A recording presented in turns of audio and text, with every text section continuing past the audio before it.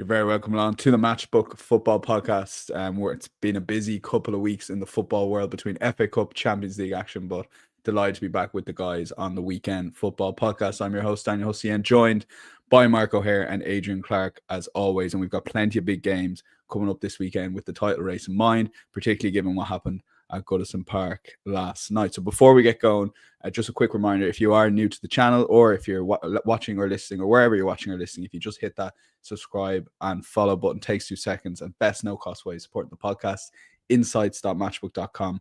Full recap of all the guys' picks will be there from Thursday afternoon. And do check out the Matchbook Betting Exchange. We have the best price as the nature of an exchange for every bet put up here, but we also have that bet builders, and we see them becoming increasingly popular as well. So you have the benefits of a sports book as well. But let's get started. And we'll start the 4 games we're going to cover, incidentally: Tottenham versus Spurs, Tottenham versus United, Brighton versus Chelsea, Leicester versus Arsenal, and Manchester City versus Newcastle. But we'll start at Sunday 4:30 and take a look at the betting that we currently have on matchbook.com. You come back to Spurs to win here at 256, Manchester United 282. The draw is 385. Both teams to score around that 1.5-ish mark when the market settles down there. The Asian handicap line sees effectively a draw no bet market, with Spurs the marginal favourites there, and the total for this game currently stands at 3.5, but unders is 172. So yeah, Mark, looking at this game with Tottenham involved, I guess we're expecting goals, but what's your sort of view going into it? My view coming into this is I don't really know what to expect from either team, in all honesty. Fascinating in that regard, because I can't trust either team. If I had to and I wanted to be with one side, I probably would be with Tottenham at the prices and the lines, for a couple of reasons, really. They come into this game having had a very rare midweek off, and they will have another midweek off next week. And that could potentially see a stronger performance than what we've seen in more recent weeks and months, where they have looked absolutely exhausted and out on their feet for the most part. And that's obviously bred into the inconsistency we've seen in Spurs' performance. It's also made them a very difficult team to punt and sort of be positive about. But there's also some potentially positive news in terms of the injuries. Postecoglou said at the end of January that Vicario, Brennan Johnson, Doggy, Odegaard, Werner, they're all about 10 days away. So this match might come in time for their return. Maddison and Van der Ven should also be back in the equation as well. If you get 3 or 4 of those players back into the squad, then the team starts to look a lot stronger, a lot fresher. And obviously we've seen Spurs at their best this season have been exhilarating. At their worst, they've been absolutely appalling. And I guess the same could be said for Manchester United as well. But United have been slightly better away from Old Trafford this season. But at the minute, they're just so difficult to trust without anyone up front in areas to be relied upon. Ruben Amorim, his team selection has been baffling at times, almost like they've written off the Premier League altogether, and he's got a sort of blank page to just have some fun with. But they're not really having much fun in terms of what they're producing on the field. It's been pretty turgid for the most part, and I've got them down in 14th on expected points over the last 8 games. They've lost the XG battle in 6 of those games. But what's interesting is Spurs are actually 16th, sorry, I should say, on the same metric over the 8 games. But they've had a much more difficult schedule. But what's kind of marrying the two together is their inability to sort of stop the opposition from creating good chances. In that 8-game sample, Spurs are giving up 215 expected goals per game. United 175 per game. Both absolutely awful from a Big Six club. So my theory here is, poor defences often breed goals just as much as strong attacks do. And Spurs, as we know under Postecoglou, only really know one way to play, even if they have been a bit more pragmatic in the big matches recently. Still, BTTS, I think, is a strong foundation for a play in this game. It's landed in 10 of 12 Spurs home games this season, 26 of 31 home Premier League games under Postecoglou as well. The League Cup game between these two teams not that long ago was quite fun. I think United probably do have the potential to play their part in a game which sees both sides scoring, but to sort of bolster the odds there and get it into a range which I think is quite attractive is to include Spurs to win over 5.5 corners, which as a single is 1.8, and I think is perfectly palatable to kind of go down that route. But combine it with both teams to score, and we're getting 2.4. So despite all the issues that Spurs have had this season, they just remain a complete corner winning machine, especially at home, where they've won 6 corners or more, which is what we require here in 10 of 12 home league games. They've won 9 or more in 5 of those 12 games, and they're averaging over 8 corners per game at home. But even away, they're averaging close to 7 corners. And they're playing a United side who have conceded the 6 corners or more in 5 of the last 8 away days, in 45% of their overall away games as well. So we're only really asking United to meet their seasonal averages away from Old Trafford, and Spurs to sort of do what they seem to do week in, week out, which is win 6 corners or more, as they have done also in 7 of their last 8 home games against Manchester United. So, yeah, combine that alongside both teams to score, and we're getting 2.4. Okay, yeah. Mark, looking at some of the prop markets and very, very confident on those over 5.5 corners, combining with both teams to score 2.4. Adrian, you are going to look at the result, though, a little bit cautiously in favour of Tottenham. Yeah, I'm quite finding United quite easy to oppose, really, at the moment. And Tottenham have a good recent record against Manchester United. And I also think that you're reading and you're sort of hearing things about Spurs. I think there's 4 or 5 players that are very close to returning. I think 2 or 3 at least might feature at the weekend. I just feel that in what looks like quite an even game with 2 very flawed teams going head to head, so that might just give Tottenham Hotspur a little bit of the edge here. Their starting 11 could look markedly stronger. United have only scored 2 goals in their last 3 Premier League games. That's a problem because Spurs, they might be losing a lot of games and not winning too many at home, but they always score. I think there's just 1 blank at their own stadium this season in the Premier League. That was against Arsenal. As I said, they're unbeaten in their last 4 against Manchester United, and they've been scoring goals in those games. Multiple goals.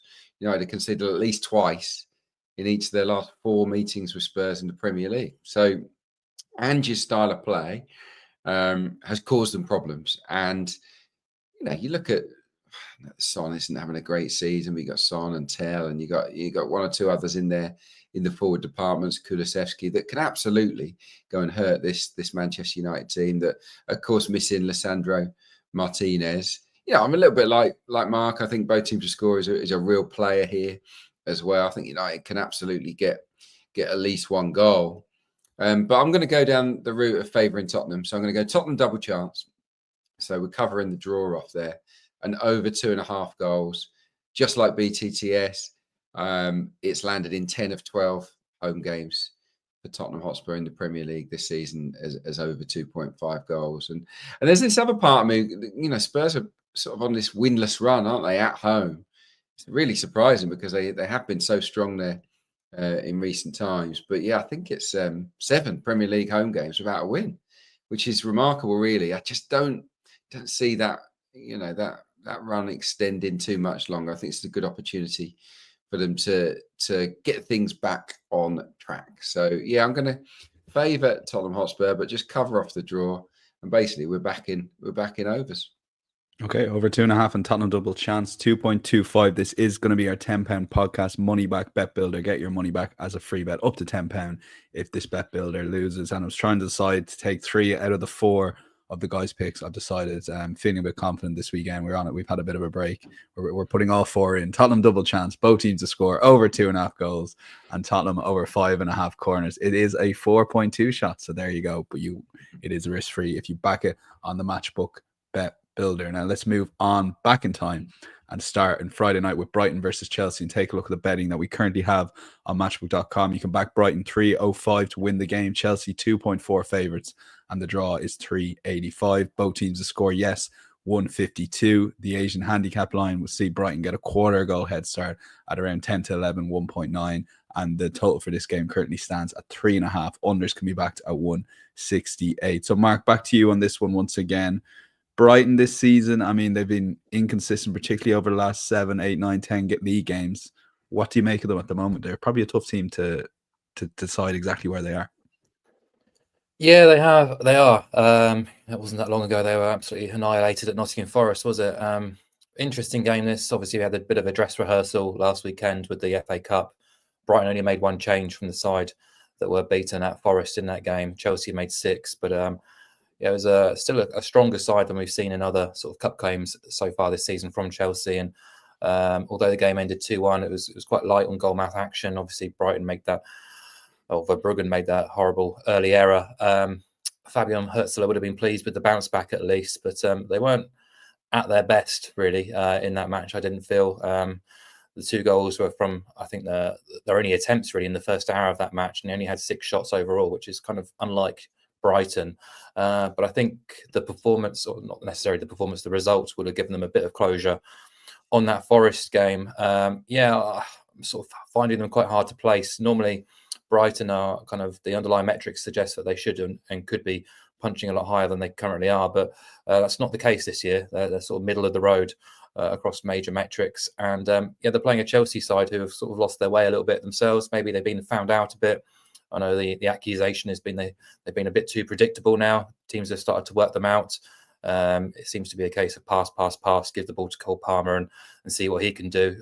Otherwise, they're not offering a huge amount else. But their away form has also dropped off.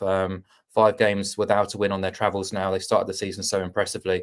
But in that 5-game sample, they've been to Everton, Ipswich, Palace, and struggled. And I'm not rushing to back them here at sort of a shortish price at the Amex. The sensible solution for me is to back goals in this game. So I thought this looked a good opportunity for us to sort of reacquaint ourselves with the famous both teams to score under 4.5 goals combination at odds against 2.05. So you've got the 1-1, the 2-2 draws, as well as 2-1 or 3-1 for either side. It's a selection of its 1 in 7 of Brighton's 11 at the Amex and 7 of Chelsea's last 9 Premier League games. I'm not sure you can have a huge amount of confidence in either side keeping a clean sheet. Brighton have only managed 5 all season, 4 of which have come against bottom half sides. Chelsea have kept just 4 clean sheets, only 2 of which have come since September. That's a run of 19 matches. But on the flip side, both sides have a good track record for getting on the score sheet. Brighton have done so in 20 of 24 under Hursler. Chelsea have done so in 21 of 24 under Maresca. Both sides scored in 71% of Brighton games, 75% of Chelsea games. So I think that's a good foundation for a play too. Only 7 of their combined 48 games have also gone over 4.5 goals. So, you're sort of hitting it from both angles there. Both sides more than capable of scoring. Can't really be trusted to keep clean sheets. Yeah, not often do these fixtures kind of tend to escalate into really high scoring encounters. So, the combination there at odds against does appeal. I know the reverse game at Stamford Bridge was completely bonkers, but that was very early in Hursler's reign when his sort of high line got ruthlessly exposed. I doubt he'll make the same mistakes here. So it should be a decent contest, but I wouldn't really want to pin my colours to either team in a minute, despite thinking Chelsea are far too short. Okay, which one of you two discovered both teams to score and under 4.5 goals? Combination of the two? AC. I think it was Adrian messing around in the vet builder one day. 152 is both teams to score mark. So big jump is to 205 if you include under 4.5 goals. Adrian, Mark couldn't really decide on a side here, but you can. Yeah, but it's mainly to do with Mark's thought process, really, which is Chelsea are too short. I think that Brighton are a good price here, and for that reason, I'm delighted to get them on the handicap plus a quarter of a goal at 1.9. The only way we lose our stake is if Chelsea win. Draw, we still make a half profit, and I think Brighton are more than capable of avoiding defeat in this game. They've lost just 2 of 11 at home this season. Lots of draws in there, which is why it's important to get that handicap on side. They've just sort of got that 7-0 off their sort of shoulder a little bit, but that was a cup game. They want to sort of maintain their form now in the league. So I think they'll be really up for it, and they have been the sort of team that have raised their game against the sort of bigger clubs this season under Fabian Hursler. Remember, they beat City at the Amex. They beat Manchester United and Spurs, but they're still big clubs. But beat both of them at home. They drew at home to Arsenal, drew at home to Forest. So this is the type of match that they will relish. I think that they can cause Chelsea problems. And the big thing for me, and the reason why I want to oppose Chelsea here, is the absence of Nicholas Jackson. I know that he's not a perfect player. I know that he has flaws. I think he's fundamental to the way Chelsea want to play and the way that Maresca wants his team to play. He disrupts things so much, and that speed stretches the game, and he links play better than people give him credit for as well, Nicholas Jackson. I just think whenever he's not there, Chelsea are not the same. His understudy, Mark Hugh, is out as well, which means it's probably going to be Christopher Nkunku, who's a very talented player. But for me, just not a centre forward, just someone that should really be playing at number 10 or even in the wide area. So Chelsea, that's a blow. That's a big blow. And I think we might see them suffer as a consequence of it while he's out. And he's going to be out for quite a while, I believe. So, yeah, I find it relatively easy to oppose Chelsea here. That away form that Mark touched on has fallen off. They were scoring almost 3 goals a game in their first 8 away games. Across the last 4, which they haven't won any of them in the Premier League, they've averaged half a goal per game. So stop scoring goals on the road. So, yeah, for me, I think Brighton can absolutely avoid defeat here, which is why I'm going to go with Brighton plus a quarter of a goal, 1.9. Okay, that's half your stake on draw, no bet Brighton, half your stake on double chance, 1.9. We'll lean towards Mark's selection, both teams to score and under 4.5 goals at 2.05, but there is a chance both selections can possibly win on Friday night. Now let's move on to Leicester versus Arsenal. I already got a couple of comments in about this game, Adrian, so I'll let you lead off once we take a look at the betting. Leicester 11.5 underdogs to Arsenal, who are 133 favourites away from home with a draw of 5-1 or 6.0 on Matchbook. Both teams to score no is favoured in this market. Rare you see that these days at 181. Leicester are getting a 1.5 goal head start, and the total for this game is 2.5, but overs is 171. So, Adrian, for you, when you picked this game out, Arsenal have had a few injury issues. I mean, they can't even go to Dubai without getting injuries. I mean, it's ridiculous. Going into this game, this is probably as big a game as there's been this season, just given what happened midweek, to maybe cut the gap to 4 points. Yeah, it's every game's pretty much a must-win for Arsenal now moving forwards. They're going to have to be nearly perfect. I do think Liverpool would drop more points, and it's not going to take. I don't think it's going to take 90 plus this season. I think it'll be late 80s, which means Arsenal got a slight little bit of wriggle room, but not a lot. But this is the sort of match they absolutely have to win, of course. Disastrous to lose Kai Havertz, of course, and Gabriel Martinelli at the same time that Saka's out and Gabriel Jesus. Your first choice 4, really. I mean, I know that Trossard's there or thereabouts, but to have them all out at once is just incredibly bad luck. Arsenal should have signed someone. We know that. Everyone agrees on that, but they didn't. So, it's going to be really tough moving forward. I don't know who's going to play up front for Arsenal. Does anyone? I mean, there's a part of me that thinks obviously the easy one is you go with a Trossard up front or a Sterling. They've both done it before. There's talk that Waneri could be used there as a false 9. That'd be quite exciting. But what about Mikel Merino? I think Mikel Merino, someone that crashes the box, has got that presence, really strong in the air, bit of a target man. He could be the stylistic fit in Kai Havertz's absence. Now, I don't know whether he's capable of it or not, but I wouldn't mind seeing it in action. I just wonder whether we might in this game. Let's see. But one thing's for sure, with Arsenal so limited, because they won't be able to change things really off the bench very much, they're going to have to concentrate hard on clean sheets. They have to. It has to be the clean sheet mentality from here on in. Arsenal are going to have to grind out the results between now and the end of the season, and I think they're capable of doing it. I'll be honest. We saw them win to 0, didn't we, at Wolves in adversity, and I think they can win to 0 here. Absolutely at 2.12. I looked at Arsenal and under 3.5, that kind of figure. I looked at Arsenal minus 1.5 goals as well. I've landed on Arsenal to win to 0. Ruud van Nistelrooy's Leicester just aren't scoring goals at the moment. And there's 4 home games in a row they've lost without scoring. So, this is absolutely plausible that Arsenal can go there and win to 0. Leicester have blanked in 6 of their last 9 games. And they're just not in good form, are they? This play obviously covers off the sort of bigger win for Arsenal if they were to get 4 or 5. I think that's unlikely, but you never know with the teams that are really struggling at the bottom end of the table. Arsenal tend to win these games. They've won 21 of their last 25 against teams in the relegation zone. That's home or away. So, Arsenal usually pretty good flat track bullies. They've also won their last 3 at the King Power Stadium. So, I think it's obviously a big blow. But having gone to Dubai, having that refresh, the rest, I do think the team will be better for it.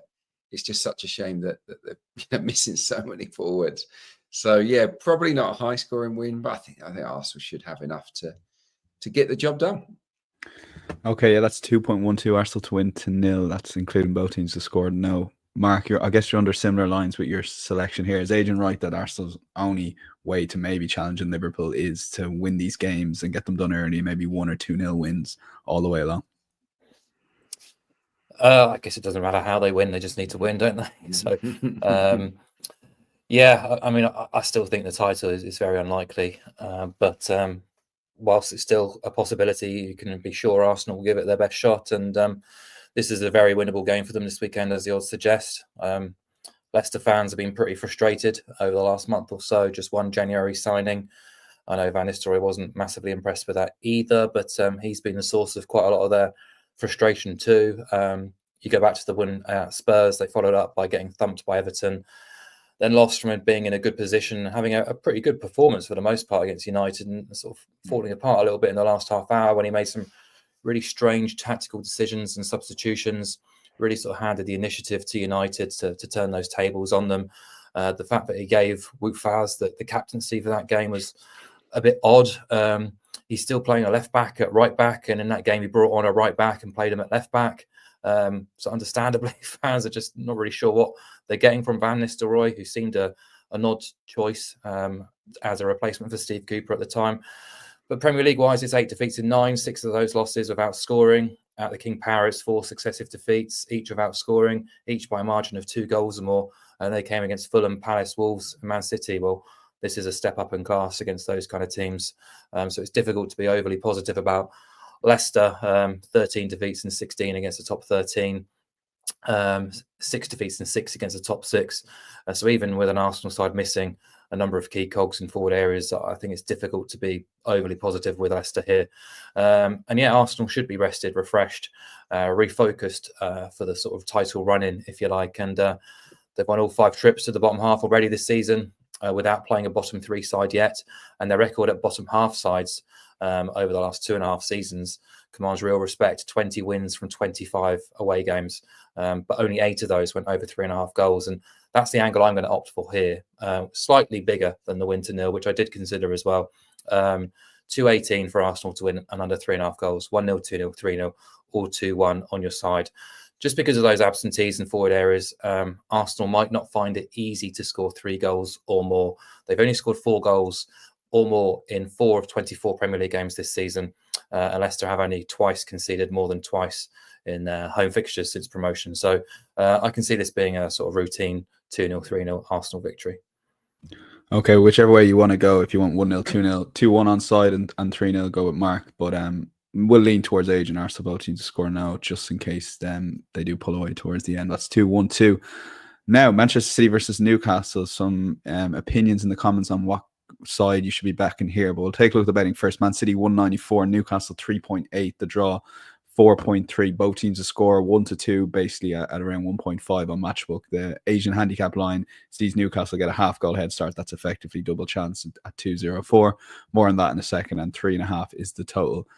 Adrian, and not often the comments get aligned with a pro bet or a game coming up, if you get me, but a lot of them are really fancy Newcastle, different pro Newcastle angles. You like them, that plus half a goal on the Asian handicap line. That's 2.04. That'd be best price on the odds checker grid for double chance at time recording.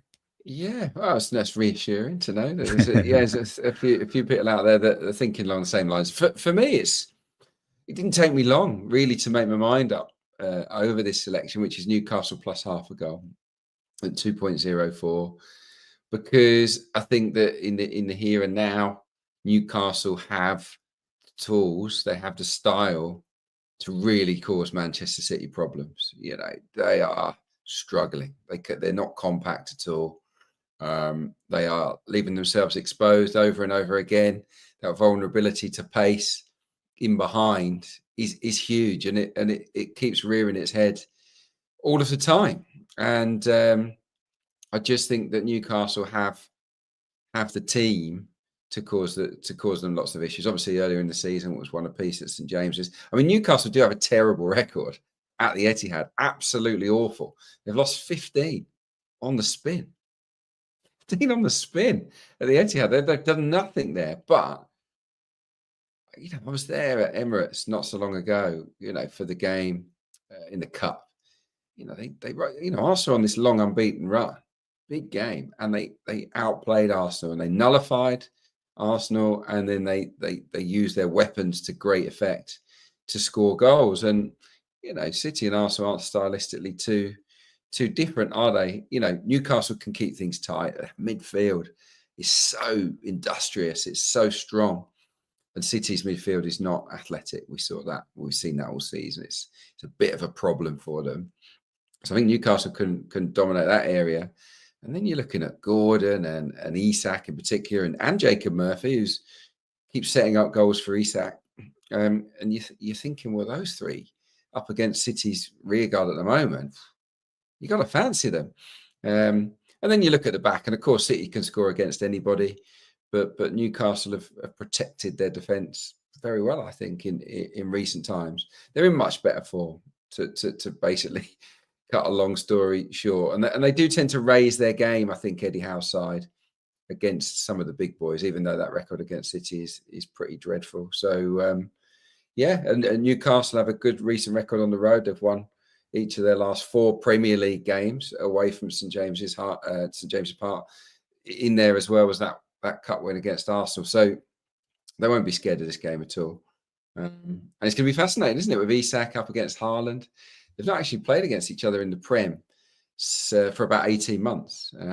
So it's a long time since they were on the same pitch together in the Premier League. And I think Isak is a better all-round striker, on form this season. So it's going to be really interesting to see how those two do in their head-to-head. But yeah, I'm going to back Newcastle here, plus half a goal at 2.04. Okay, Mark, I think Adrian set you up well on Alexander Isak. He's unbelievable. I mean, those 2 games against Arsenal alone in the Carabao Cup would suggest he is a top striker. Absolutely. I think anyone who can give Gabriel and Saliba the run around and make their life so awkward and uncomfortable is a top quality striker. And I think I was listening to Adrian there, just nodding along, agreeing with everything. It's difficult to add anything else to that. I totally agree with the angle of attack, the selection to be with Newcastle here. I mean, the prices, I think, on Man City this week have been fascinating in their own right, really. We know they are and have been traditionally the best team across the world in terms of the underlying metrics and ratings. But they went off at 1.98 at home to Real Madrid on Tuesday night. They're now trading at 195 at home to Newcastle. Now, I know Real Madrid had loads of defensive injuries, and Newcastle have a free midweek coming into this match, which is obviously sandwiched between the 2 Champions League ties for City. But for me, at least one of those prices is wrong, but most likely both prices are wrong on Man City. You don't need to be a rocket scientist to understand that Man City should not have been odds on at home to Real Madrid in midweek. That price was wrong. But I think there's also an argument to suggest they're too short here as well. The market's moved that way. The opening quotes for around 170 have shifted right out to close to evens now. Because again, we just see more examples of how fragile this team is, how there is no sense of control whatsoever about what they're doing. Huge cracks across the board. 20 shots conceded against Real Madrid. Madrid could have been out of sight in that first 15 minutes. Yes, City recovered for an hour or so and were in the game, but the collapse at the end, how many times have we seen that this season? I think that's the 5th game they were leading going into the last 15 minutes, and they've either failed to or lost. They've conceded about 20 goals in the last 20 minutes of matches this season. Just crazy statistics, really. And even if you look at their Premier League form during this supposed revival, they've been hemorrhaging opportunities and chances defensively. And I just think stylistically and tactically, as Adrian's outlined, this match is perfectly set up for a Newcastle side under Eddie Howe, who have shown in matches against the likes of Arsenal and Man City, they can nullify their opposition, they can hit them hard on the break and cause them problems. They drew the reverse, they lost by a goal in last season's match, beat them in the League Cup, lost just 1-0 at the Etihad last season. So they have a formula that seems to work against Arsenal and Man City. And I don't just fancy them to score. I fully expect them to score in this match. I'd be shocked if they don't score in this game, if not 1, possibly 2. City have kept 4 clean sheets and 24 across all comps they've come against Salford, Forest, Leicester and Ipswich. So you've got 2 of the bottom 3. Salford in League Two, and Forest, who really could and should have scored that night at the Etihad as well. So I'm just being a bit greedy with my approach. I'm going to back Isak to score at 2.4. It's a bigger price for Newcastle to avoid defeat. As I say, I expect Newcastle to score here. If they do, he's the obvious candidate. 0.85 goals per 90 from 0.71 expected goals per 90. He scored in 12 of his last 16 Premier League starts. City have given up 31 big chances in the last 12 Premier League games. 1.5 expected goals per game. And the reason why I'm going to choose him over Newcastle plus half a goal, which is a perfectly good and great value angle to have anyhow, is just the team news. We know that Joel Linton is definitely out. There's big doubts over Botman and Byrne as well. I expect Newcastle to score regardless. And if they do, I'm getting a bigger price on the man of the moment, really, who is going to be courted now by not just Arsenal, but probably some of the biggest clubs in Europe. The way he's going at the minute, he is absolutely on fire. Yeah, tough selection here between the two. Like, both angles will lean towards Isak anytime at 2.4, just so what Mark said at the end there. But Newcastle plus half a goal, again, best price if you want to just back the double chance is the Asian handicap market on Matchbook. Best price, as I said, on the odds checker grid. Let's move on to any other bets. And Adrian, we'll start with you. First selection here.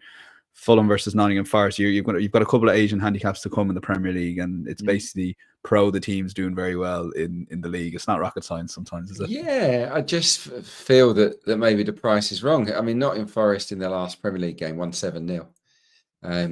Yeah, they're priced up as underdogs against Fulham. And you know, Forest away form, barring that defeat at Bournemouth, has been very, very solid. You know, they are a very, very good team. They're not in third place by chance. They're excellent at the back, very well organised, and they've got that, you know, amazing counter-attacking ability. Okay, yeah, in midweek they struggled, didn't they, against Exeter? Obviously, it was half a team really, but you know, they got the job done in the end. Yeah, this is a big game for them. They've, you know, got to stay in that top 5, haven't they? I think it pretty will be top 5 this season that gets Champions League football. So, and they've got a wonderful opportunity, their best ever opportunity. So, yeah, expect full focus here. Forest plus a quarter of a goal is my angle. Fulham are a good team. We know that Fulham are decent, and they actually have a good record against Forest. Little bit of a bogey team for Nottingham Forest, and they won, of course, at the City Ground. But they've failed to win 6 of their last 7 home games at Craven Cottage. Fulham not in good form at home, and in amongst those games, you know, would drop points against, you know, struggling teams like Ipswich, Southampton, and yeah, I can't resist saying it, Manchester United as well. So you know, they've dropped points against teams far worse than Nottingham Forest, who have won 8 of their last 10. Remember, yeah, I just think on the road, obviously they lost to Bournemouth, bad game. Lost at Arsenal, no shame in that. Lost at City, that's it. You know, they're unbeaten in every single other away game. The days of Forest being, you know, flaky on the road are long, long gone. And this stat really stands out to me. So Forest, Fulham are in 9th, I think, ahead of this weekend. Forest against teams 8th and below this season, won 13, drawn 2, lost 1.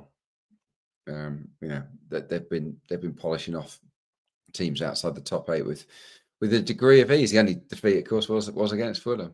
So if that puts you off, fair enough.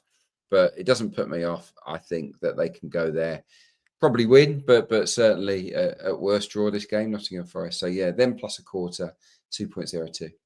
Okay, half your bet on drawn about, half your bet on double chance Forest 2.02, and your second selection, Adrian, is Stevenage to beat Peterborough. That's even money at the moment on Matchbook. Yeah, I don't like Peterborough this season. They are having a stinker. I mean, they've been League One stalwarts. You know, excellent team at the top end of League One for years and years. Always in the hunt for promotion, but this year they're one place off the drop zone. Why? Well, the recruitment was poor, and they basically offloaded a load of their best players, brought in a bunch of kids, and too many kids at once, basically, and they're just not solid at all. Not a single clean sheet away from home for Peterborough this season. In total, they've had 1 in the entire campaign. Dreadful, really, from them. Away from home as well, they've lost. They've let in 2 or more goals in 10 of 14 away games. So, it's not just the one goal they're letting in on the road. It's normally 2s and 3s. They've got one of their key defenders, Fernandez, out. He got sent off last time out. A lot of new faces in the team brought in January. They lost 10 of those 14, by the way, on the road. At the second worst record in the away league table. So, yeah, Peterborough on the road, you can't trust. And Stevenage, well, they haven't been quite as good maybe lately, but they still have won 4 of their last 6 home games. They got beat at Crawley, got beat at Charlton, so I think there'll be a steely focus from Stevenage to get the job done. It's a bit of a derby, Stevenage against Peterborough. Again, I read some stats out for Posh that are negative. This is against sides 13th and above, but Stevenage are 13th. Posh have 1-2, drawn 3 and lost 11. That's home and away. So, yeah, I just think Stevenage are quite good value here. They should probably be odds on based on the form, based on the season so far. And Stevenage, this is really important. Stevenage are a big, strong, powerful team. They're not that pretty, but they rough teams up. And Peterborough, with a lot of young players in the team, particularly at the back, are vulnerable to that. So I'm going to go with Stevenage at even money. Okay, Mark was nodding along there throughout most of that case, particularly on the anti-Peterborough angles there. Mark, you're going to Europe for year 2, Bundesliga and Serie A. Start with Freiburg, plus quarter goal on the Asian handicap line. Yeah, so they're going away to St. Pauli, who were beaten 2-0 by Leipzig last weekend, which is no real disgrace, really. It was a deserved defeat. They're still 7 points above the drop zone or the relegation playoff place, which is a good position to be in for a team on their means, their budget, really. Knowing the strength of the sides in the bottom 3, be a very big surprise if St. Pauli do drop down into that mix and suffer relegation. So it's been a great achievement for them so far this season to be where they are, but they are just that really, just a solid bottom half team. They're awkward opponents. They don't give much away, but they're pretty impotent in forward areas, and that's shown by their 18 goal tally from 21 fixtures, failing to score in 11 of those 21, which is pretty awful. Obviously, not scoring enough means they don't win often enough either. Just 6 league wins all season, 4 of which came against the bottom 6. Only 2 of those 6 wins came at home, 2 wins from 10. And if we flip that round another way, we can say that St. Pauli have failed to win 15 of 21 league games, including 8 of 10 at home, and they have failed to win 14 of 16 matches against the top 12. So this is a tricky game for them against Freiburg, who are sitting up in 6th, just 3 points off the top 4, after a win last weekend against Heidenheim. I got them around 2.6 to win this match, but the market is trading at close to 290, 295 for Freiburg in this game, which just looks a bit too big based on the balance of stats and information we have available to us. St. Pauli are missing about a dozen or close to a dozen players. I think 3 or 4 of them are just major doubts, but one of their forwards is absent. He's got 5 of their few goals this season, so immediately you're taking out about 35% of their overall goal tally. Freiburg just have a knack of doing what's required against the sides in the bottom half. They exclude the top 5 teams in the Bundesliga right now. Freiburg have returned 9 wins, 3 draws, and just 1 defeat. So backing Freiburg with a quarter goal start would have paid out or made you money in 12 of those 13 fixtures. They've gone 3 wins, 2 draws, 1 defeat on their travels to the bottom half. They've kept clean sheets in 4 of those 6 trips as well. So coming up against a St. Pauli side who struggle for goals, struggle for home wins, and struggle for results against the better teams in the division, I think we're in a decent position here, knowing we make money should Freiburg avoid defeat. And then, on Sunday, the early kickoff in Italy is Fiorentina against Como. Fiorentina just 3 points off the top 4 in Serie A right now. They've just come off 2 really difficult games against Inter. Really eye-catching 3-0 win in Florence against Inter, where they were really clinical, very tenacious, gave very little away. But then they lost 2-1 at Inter again on Monday night at San Siro. They were second best, but the goals they conceded were pretty controversial. But they'll take a great deal of confidence from those performances, actually. And that defeat snapped a 3-game winning streak. But they're back at home now, where they've won 7 of their last 10. And bar a blip over the sort of festive period, they've been pretty good throughout the campaign under Palladino. The issue here is Moises Ken, who's having a cracking campaign, is suspended. But without him, I still think they've got enough ability to score a couple of goals here against the Como team, who just don't have the ability to sort of fight fire with fire. They're 2 points above the drop zone, have lost 3 on the spin, lost 4 of their last 5, conceded 2 goals or more in each of those defeats. And it's 8 defeats and 10 against the top 8. But more worryingly for me, I think, is the fact Como have only kept 2 clean sheets since promotion. They failed to score in half of their away days, and no sides created fewer big chances on the road than Como, just 11 in 12 away games. And if you look at the reverse game, Fiorentina were cushy 2-0 winners back in November. And they've also got a record of 9 wins, 4 draws, and just 1 defeat when hosting bottom half sides, going back to the start of last season. So the market makes Fiorentina evens to win this game, which just feels a bit too generous to ignore. So my numbers make them much better than a 50% chance to beat Como. So happy to have them on the nose to win that game. Okay, that's Fiorentina even money, and then Freiburg plus a quarter of a goal away to St. Pauli at 175. And we'll move on to long shots time. Adrian had a great record this season in your long shots. Hull versus Norwich here. Is this an anti-Hull angle, pro Norwich, a little bit of both?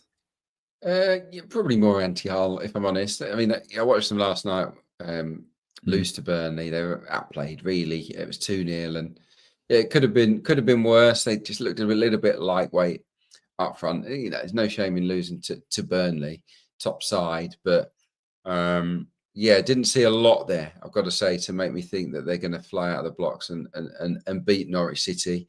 They are the worst team in the Championship, Hull, at home.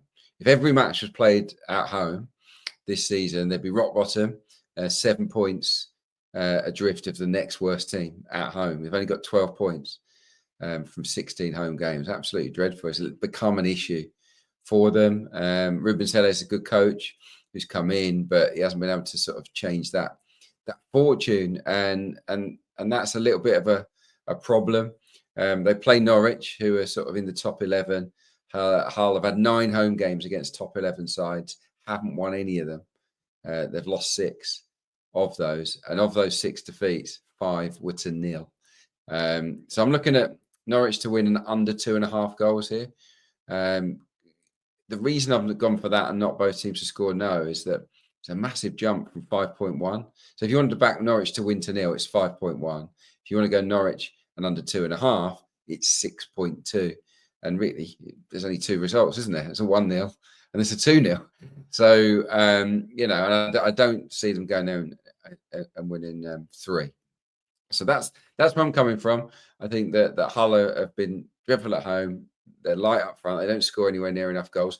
Norwich are okay. They're a decent team.